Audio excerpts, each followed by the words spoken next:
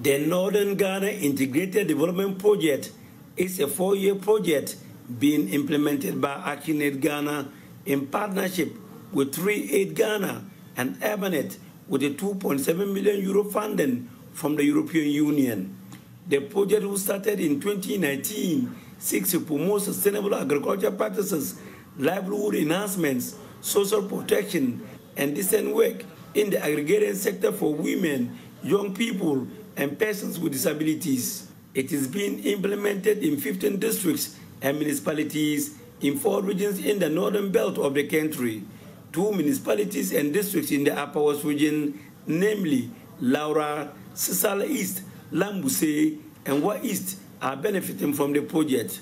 With the project in its 3rd year of implementation, a regional stakeholder forum was therefore held in Wa to understand the government policies and efforts towards climate change adaptation, since the implementation is at different levels and is being led by various actors of the adaptation community in the country. Acting head of programs of ActionAid Ghana, Margaret Breward, noted that the forum will afford the stakeholders the opportunity to take stock of the effectiveness of the 2015-2020 and also assess the national climate change adaptation process. It also seeks to bring the issues captured in our research and community adaptation plans we have developed to the attention of stakeholders for planning processes and for advice and support where deemed necessary.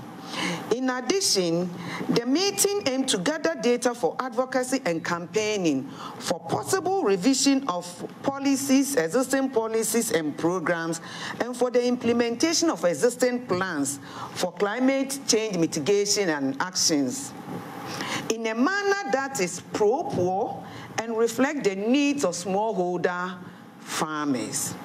ActionAid Ghana Project Manager for the Ghana Integrated Development Project, Ayuba Abubakar, threw more light on the project and their proposal to the government, which is intended to limit effects of climate change on the people. Actually calling for what we call farmers to go into agroecology.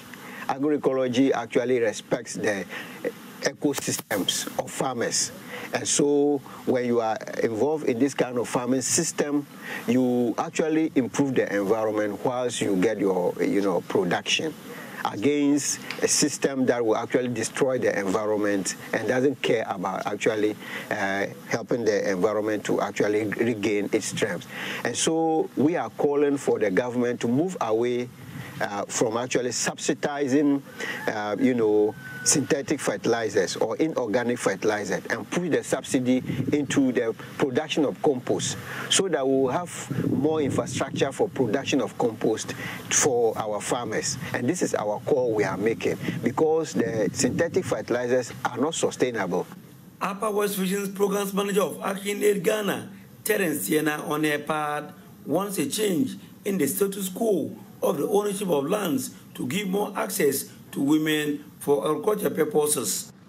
So we are calling on traditional leaders not only to look at the release of land, because most women now have access to land, but the control. A woman can have a land today and tomorrow is taken away from her. So she tills and prepares the land, but the coming year is not her land again, and she has to go through the same process to acquire another land. But if traditional leaders could help so that women will have long-term agreements where there could be some form of lease or contracting where women will have land under their control for a reasonable period of time where they can carry out most agricultural activities, cultivate, till, and make the maximum use of that land to be able to increase their yields. Reporting for J News, Rafik Salam.